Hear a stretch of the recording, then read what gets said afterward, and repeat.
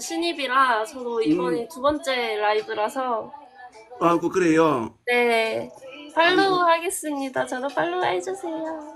팔로우, 어디서 팔로우 하노, 이게? 이거 오른쪽에 제 그 화면 오른쪽에 그 플러스 버튼 누르면 하실 수 있을 거예요. 보자, 이게 눈이 어두워가지고, 이게 어디 있노?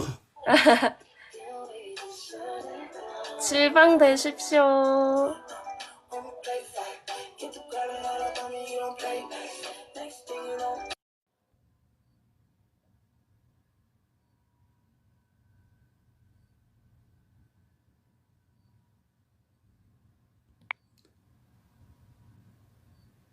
아이고, 잘못 눌러가지고, 이렇게 나가버리셨네. 아이고, 어쨌든, 자, 제가 이런 여러 소리가 들어와가지고, 이렇게 설명이 제대로 전달이 못 되었으리라 생각됩니다.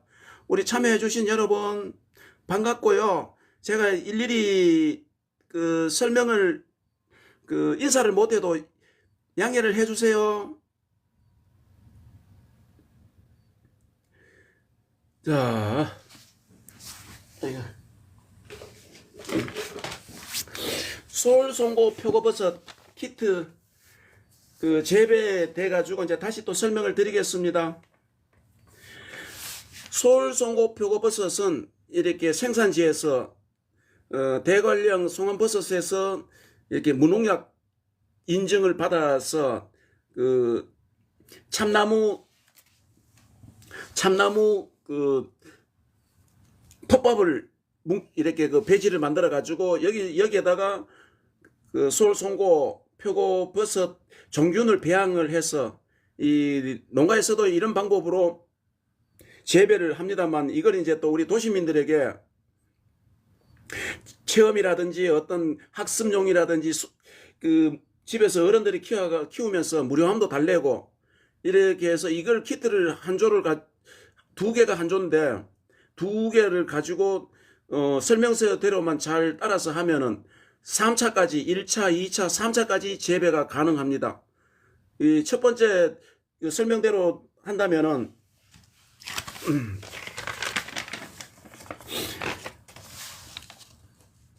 이렇게 스티로폼 박스에 이렇게 포장이 돼 가지고 이제 일단 출고가 되는데요. 아이스박스를 개봉하셔 가지고 비닐을 벗기지 말고 배지가 물에 완전히 잠기게 해 가지고 24시간 동안 침수시켜 줍니다.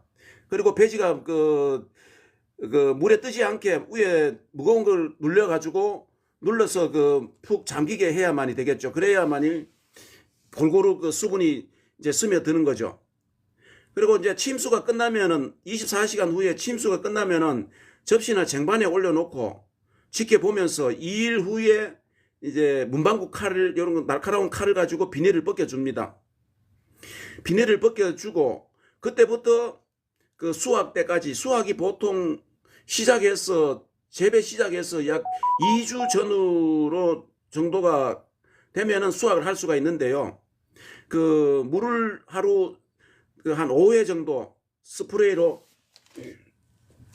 이런 스프레이에 물을 담아 가지고 골고루 키트를 세워놓고 골고루 돌아가면서 이렇게 물을 5회 정도 들락날락 하면서 물을 뿌려주면 됩니다.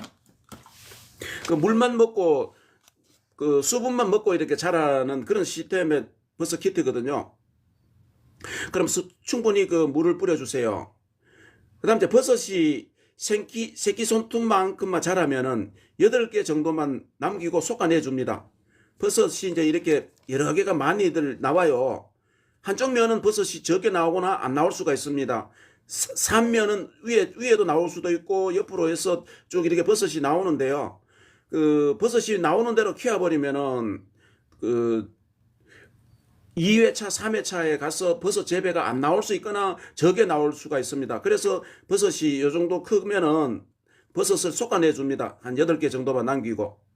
그래서 여기도 보면 빨간 글씨로 솎아내기를 하지 않으면은 1회 이상 수확을 못 할 수도 있습니다. 이렇게 해놨죠. 그러니까 솎아주기를 잘 해야 됩니다.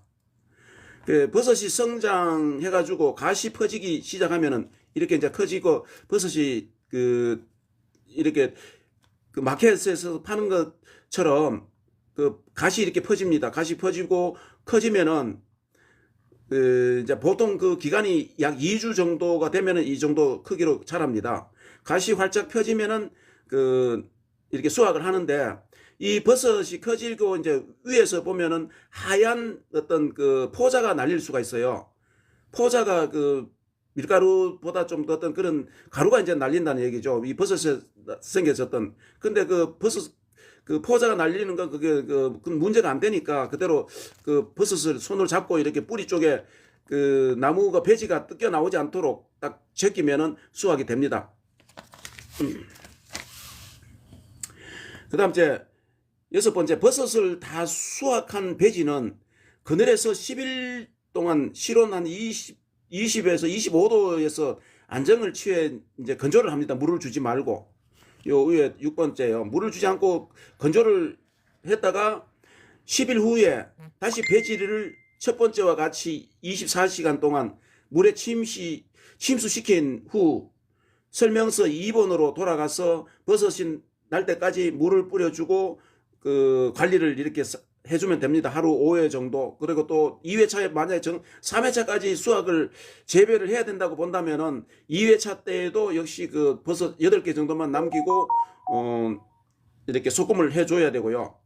그 다음 이제 버섯 재배가 다 완료가 되고 난 다음에는 이 키트를 배지는 잘게 부숴가지고 그 텃밭이 있거나 다른 용도로 거름용으로 활용을 하면 되고요. 그렇게도 하기가 안 되는 집들은 그 종량제 봉투에 넣어가지고 쓰레기로 배출을 하면 되겠죠. 근데 이제 세 번째 만약에 버섯 재배를 이제 해야 될 경우는 소금을 하지도 않아도 되겠죠. 이제 마지막 재배니까요. 그때는 버섯이 나오는 대로 다 키워도 됩니다. 그러면 보통 3회까지가 이제 버섯을 재배를 하는 기간이 약 25일에서 30일, 한 달 정도의 기간이 걸립니다. 한 1회차 재배 기간이. 그러니까 버섯 키트 이 한 조 가지고 2개를 가지고 길게는 3개월까지 재배를 할 수 있다 이렇게 보시고 아이들이 그 있는 집에는 꼭 그 한번 관심을 가지고요. 아이들이 정서적으로 이런 걸 직접 키워봄으로써 농업에 대한 것도 이해도 되고 그 내가 직접 키웠던 어떤 이 먹거리를 나중에 수확을 해가지고 또 먹거리로 활용을 하면은 보람도 있고 그 학습 체험에 아주 도움이 되니까 자동적으로 인성 교육이 됩니다. 이런 식물들을 키워보면은 따로 아이들에게 인성 교육을 그 뭐 부모님들이 각자가 다 집안마다 이렇게 인성 교육을 하시겠지만 그 이런 식물을 키워봄으로써 또 하나의 인성 교육이 된다는 거. 그리고 이제 어르신들이 집에 있는 부모님들이나 어르신들이 있는 집에는 이런 키트를 그 선물로 그 같이 이제 부모님하고 같이 안 살아도 따로 이래 사시잖아요. 요즘 대부분 사람들은. 그러면 부모님들에게 이런 걸 한 세트씩을 선물해 드려 가지고 이렇게 그 설명서대로 따라 가지고 한번 해보세요, 키워보세요 하고 하면은 친구를 만들어 주는 길입니다. 반려식물. 반려동물만 그 친구가 되는 것이 아니고 이 식물들도 반려식물이 되는 거죠. 친구가 되는 거죠. 무언의 그 대화 상대가 되는 겁니다. 물도 주면서 대화를 할 수도 있고 또 어떤 아침에 일어나가지고 이 버섯과 대화도 할 수도 있고 잘 잤니? 하고 물이 부족하나? 뭐 물을 줄까? 이렇게 이제 하면서 어르신들은 따로 어떤 이야기들 대화 상대가 된다는 거죠. 반려식물이. 꼭 이런 버섯 키트만 아니더라도 다른 식물들도 키우면서 이제 그런 반려 친구가 된다는 걸 그 생각들 하시고 부모님들에게 이런 버섯 키트 같은 거를 한번 그 선물을 하셔가지고 키워보도록 관심들을 가져보시면 좋겠습니다. 그리고 이제 이 식물을 이제 버섯 재배돼 가지고는 제가 설명을 이제 또 다음 시간으로 넘기고요. 앞에 이제 보이는 창문 쪽으로 이 그 유리가 되어 있는 창문 쪽으로 여러 가지 식물들을 지금 앞쪽에 키우고 있습니다.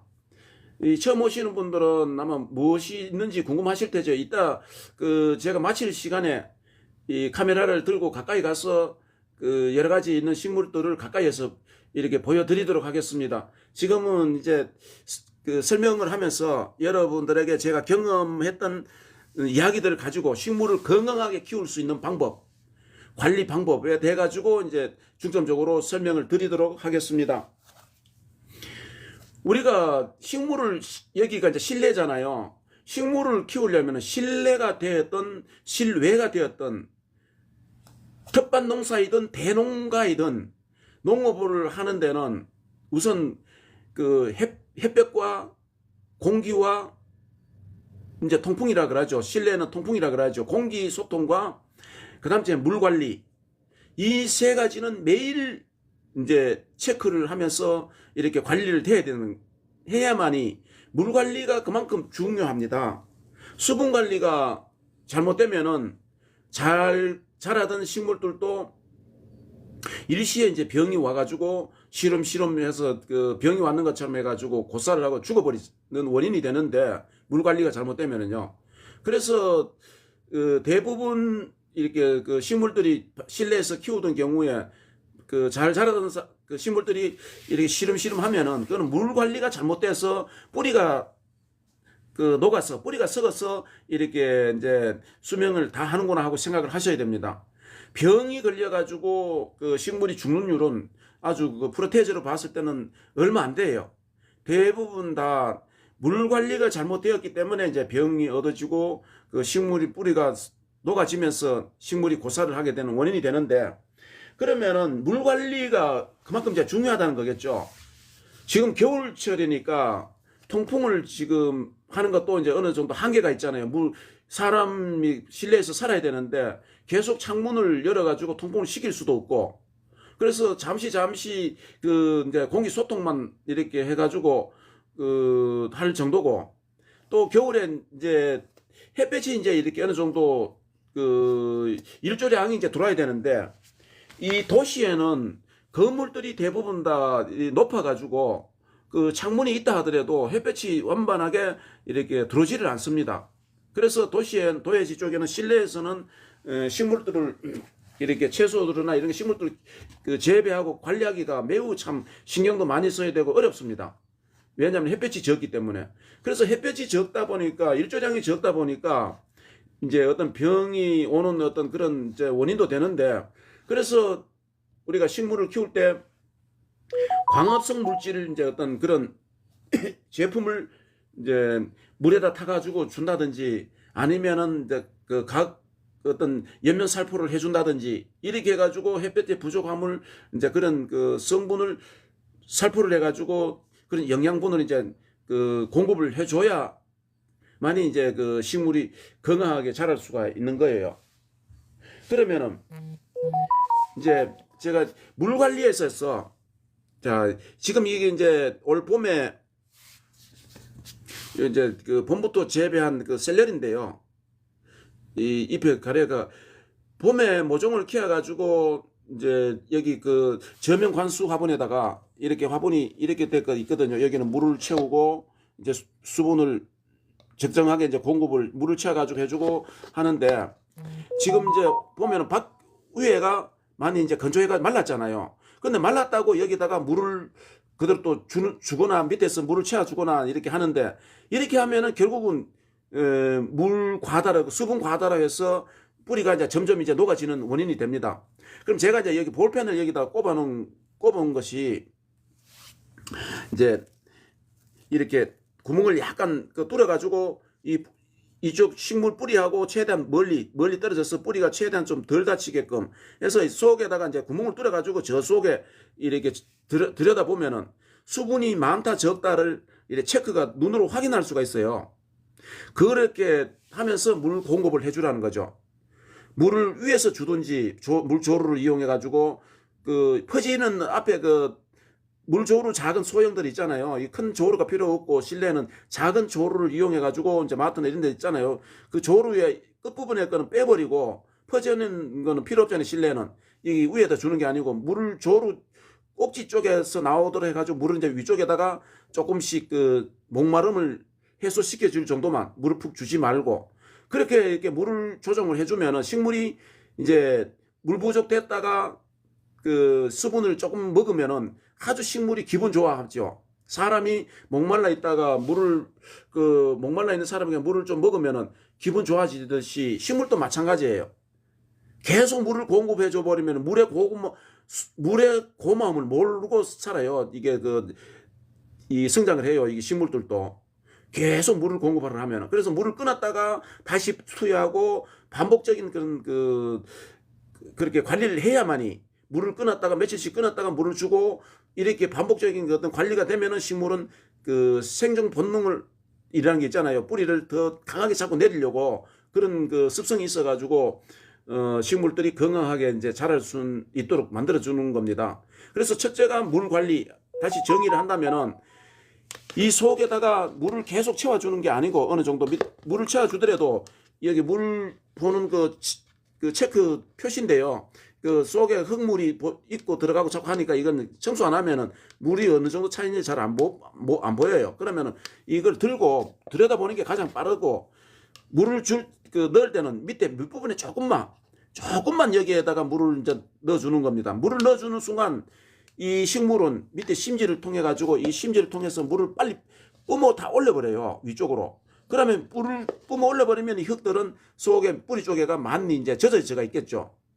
젖어져가 있는데 위에는 말라가 있고 밑에는 많이 젖어져가 있는데 위에서 물을 줘버리면은 그건 수분 과다가 이제 된다는 거. 그래서 이 구멍을 뚫어 가지고 아니면은 뭐 그 수분 측정하는 기계를 꽂아놓고 써도 되고요. 저는 그런 기계보다는 이게 뚫어 가지고 뭐 한두 개만 이렇게 눈으로 확인하면 되니까 그렇게 해서 이런 관리를 하고 있습니다. 그리고 영양 관리는 이제 처음에 그 햇볕과 통풍과 물 관리는 이제 1차적인 그 매일 체크가 돼야 될 부분이고, 그 다음 이제 영양 관리잖아요. 또 그 식물에 필요한 16가지 원소, 뭐 중요소도 있고 미량요소도 있고 뭐 비료도 그 속에 포함이 같이 되는데 이제 성장을 시키는 칼슘도 있고 미네랄도 있고 아미노산도 있고 이런 그 규산도 있고 이런 성분들을 이제 그 물에다 녹여가지고 이 속에 물통 속에다 넣어줄 수도 있고, 그 식물이 위에 뿌려가지고 옆면살포를 해가지고 영양 공급을 하면은 병이 빨리 또 원인이 됩니다. 위에는 잎에는 가급적이면 영양 성분을 물로 축여가지고 주는 걸 방법을 피해야 됩니다. 어떤 식물이든지 반려식물이든지 공기정화식물이든지 이런 채소든지 잎에 실내에서 키울 때는 최대한 잎에는 물이 주는 일이 없도록 하는 것이 가장 건강하게 키울 수 있는 방법이에요. 그렇다면은 위에 안 주려면은 이제 그런 성분을 공급하려면 어떻게 됩니까? 밑에 물에다 녹여가지고 밑에다 물을 줄 때 넣어준다든지 아니면은 구멍을 뚫어가지고 여기다가 이제 차수갈로 제가 알비로일 경우에는 이야기입니다. 알비로를 영양분을 여기다 공급을 하려면은 그 차숟갈 3분의 1숟가락에서 반 스푼 정도를 이제 이 흙에 담겨 있는 흙의 양과 이 식물의 어떤 크기에 따라서 비료 조정은 각자가 해야 되겠죠. 양 조절은. 그게 어떤 양만큼을 주라고 이렇게 얘기를 못 합니다. 양은 과하지만 않게 주면 돼요. 식물에게는 모든 게.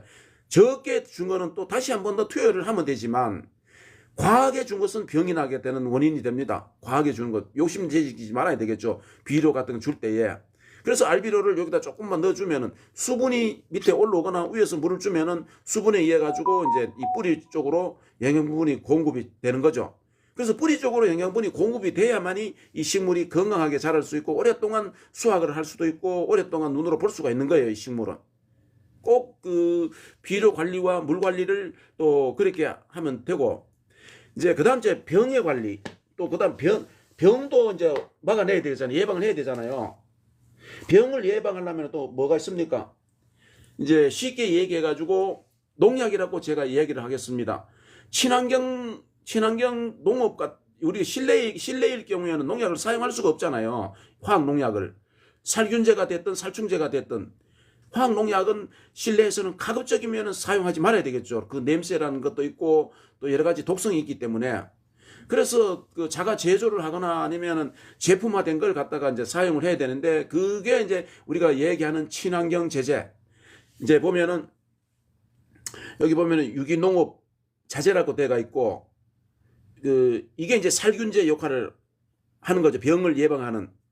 여기에 보면은 병의 관리용 자재라고 이제 되어 있죠.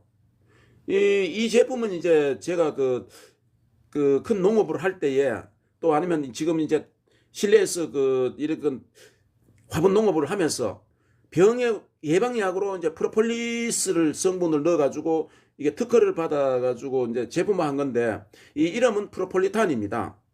그러면 프로폴리스 끝에 자만 한 자만 틀려가 있어요. 프로폴리스, 이건 프로폴리탄. 이 이름이 이제 우리나라에서 유일하게 이 제품 하나가 이제 프로폴리스를 만든 제품은 이 하나 제품밖에 없어요. 이 제품을 생산하는 회사는 포항에 있는 그 진농산업이라는 곳에서 광물질을 생산해 가지고 원료를 이제 그 전국에 농업용 그 상품을 만드는 그런 제조 회사에다가 공급을 하고 있는 그런 회사인데요. 거기서 수년간 이 프로폴리스를 가지고 연구를 해가지고 특허를 받아서 이제 우리 그 친환경 먹거리에 채소에 사용할 수 있도록 병해 자재, 그러니까 농약이죠. 친환경 농업에 사용할 수 있는 그 농약이라고 보시면 됩니다. 이제 쉽게 얘기해가지고 우리 그 친환경 육성법에서 농약이라는 표현을 안 쓰기 위해 가지고 이제 그 유기농업 자재 또 이제 병해 관리용 자재 이렇게 되어 있는데 우리 농약 회사가 만든 것들은 어떻게 되어 있습니까? 무슨 농약 살균제, 무슨 농약 살충제 이렇게 이제 이름 단일화가 되어 있잖아요. 근데 이 친환경 농업에서는 그 농약이란 표현을 안 쓰기 위해 가지고 그 유기농업 자재 이렇게 이름을 사용하고 있다 보니까 그 도시민하고 우리 농업인들 간에 이제 불신이 또 그 전에 많았어요. 지금도 마찬가지지만. 왜냐하면은 도시민들하고 직거래를 한다든지 어떤 이렇게 되면은 했을 때 우리 농업인들은 아까 제가 조금 전에 설명해 드렸듯이 농약이란 그 안 한다는 농약이란 이름 붙는 걸 사용 안 한다는 그런 설명을 한다는 것이 우리는 농약 사용 안 합니다. 이렇게 도시민들에게 고객님들에게 설명을 하다 보니까 어떻게 농사를 짓는데 농약 사용 안 하고 그건 새빨간 거짓말 아이가. 이렇게 이제 도시민들하고 그 불신을 대고 이게 그전부터 알려졌어요. 우리 그 농업인들이 잘못 전달했다는 얘기죠. 결국은 우리는 친환경 농업을 하는데 친환경 농업에 맞는 그런 농약을 사용합니다라고 얘기를 이렇게 딱 정의를 해서 이렇게 이야기를 했으면은 도시민들하고 그렇게 불신이 받는 어떤 그런 일들이 줄어들었겠죠. 그런데 우리는 농약 사용 안 합니다. 이렇게만 짤막하게 대답하고 말아요. 뭐 이 농업인들은 다들 아시다시피 다 바쁘게 이렇게 하다 보니까 전화상이나 어떻게 전화를 받아 길게 설명을 그렇게 드릴 수가 없어가지고 우리는 농약 사용 안 합니다. 라고 했던 것이 그 도시민들에게는 이제 불신을 받는 계기가 되죠. 어떻게 농사 짓는데 농약 사용 안 하고 농사를 지을 수가 있어? 이렇게 이제 반문하게 되는 겁니다. 그래서 지금이라도 우리 도시민들에게 이제 지금은 많은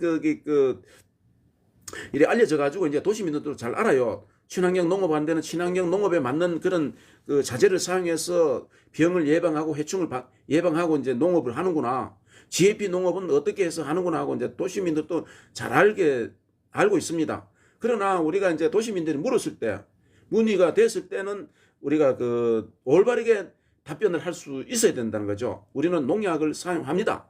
그러나 친환경 농업에 맞는 그런 농약을 사용하고 있습니다. 농약 회사가 만들면은 거기는 농약이라는 이름을 붙어요. 친환경 농업에 사용할 수, 유기농업에까지 사용할 수 있는 농약들은 농약 회사가 만들잖아요. 제조를 하잖아요. 근데 이제 이런 제품은 농약으로 분류를 못하고 비료 관리법에 거기에 준해 가지고 이제 관리가 되고 있어요. 비료 관리법에. 농약 관리법으로 보지를 않고 비료 관리법에서 이런 제품들을 관리가 되고 있다 보니까 농약이란 얘기를 할 수가 없었던 거예요. 그래서 우리 농약 회사가 농약은 이제 원재는 대부분 다 우리 의약품을 만드는 바이엘이라든지 어떤 이런 회사에서 농약 성분을 이제 연구를 해가지고 제품화를 하기까지는 약 한 10년 이상이 걸려요. 농약 한 성분을 개발하기까지는 식물과 인간과 어떤 자연과 어떤 이런 잘못될 수 있는 부분을 다 이렇게 연구를 하고 시험을 거쳐가지고 제품화를 하는데요. 그리고 한번 또 제품화가 됐다 해가지고 계속 그 제품이 이렇게 시판을 되고 하는 게 아니고 어떤 주기적인 기간에 다시 또 평가를 다시 받아야 됩니다. 그 시절에 맞는. 그래서 농약은 한번 주기적으로 다시 이렇게 검사를 받아야 되는 기간이 제가 알기로는 한 10년 단위로 돼가 있는 것으로 알고 있습니다. 의약은 한번 개발이 되면은 다시 심사를 받고 하는 게 없어요. 의약은 그 평생 그 어떤 한 성분이 개발됐으면은 그것을 그 계속 가는데, 농약은 저기 그 어떤 그 시절에 맞는 어떤 거기 그 맞아야 되기 때문에 10년 단위로 다시 그 검사하고 그 조사한 어떤 연구한 대상을 갖다가 재심사를 받아서 이제 이렇게 판매가 되고 있다는 걸 그렇게 이제 설명 이해를 해주시면 되겠습니다. 그러면 이 제품이 아무리 잘 곰팡이균을 억제를 하는데 도움이 된다 하더라도 계속 이 하나만 한 제품만 사용할 수가 없잖아요. 왜냐하면 이 한 제품만 사용하게 되면은 내성이라는 게 생겨서 2차, 3차 계속 같은 그 제품을 사용할 경우는 효능이 약효가 많이 저하되겠죠. 떨어진다는 얘기죠. 그러면은 이제 비용은 많이 투자가 되고 효과는 떨어진다면은 그 굉장히 이제 문제가 되잖아요. 농비도 많이 들고. 그래서 이제 또 그 다음 주에 그 다른 제품으로 바꿔가지고 이제 사용을 해야 되는데, 저는 그 두 번째 이제 그 중점적으로 사용했던 것이 바로 이제 이 시엘로 이산화염소 뒤쪽에 갈라쳐놓은 산소계. 이 그 우리 일상생활에 사용되고 있는 소독이라든지 청소하고 어떤 그 이런 쪽에 악취 제거나 이런 데 사용되고 있는 것은 대부분 다 시엘로 이산화염소인데 그 염소계, 산소계가 아닌 염소계를 사용하고 있다는 걸 그 이렇게 이해를 해 주시면 됩니다. 우리 일상 지금 여러분들 가정에 산소계가 만들어졌는 제품도 있을 수는 있겠습니다만은 이거는 좀 염소계보다도 가격이 좀 이렇게 더 비싸고 이렇게 하다 보니까 이제 대부분 그 염소계를 가지고 이제 그 제품화 돼 가지고 있는 사용을 하고 있다고 보시면 됩니다. 근데 이건 지금 수입품인데요. 이렇게 그 이 통소계가 이런 것이 그 열정이 들어 있는데 20g으로 돼 있어요. 이 20g 하나가 그 물 소독을 우리가 식수로 먹는 어떤 물 소독을 해야 될 경우에는 물 1탱크에 그 1톤에서 2톤까지 소독을 할 수 있는 그런 강력한 살균제예요. 소독이 되고. 그래서 그 시엘로 산소계를 가지고 그 제가 친환경 농업에 병의 약재로 사용을 했습니다. 이렇게.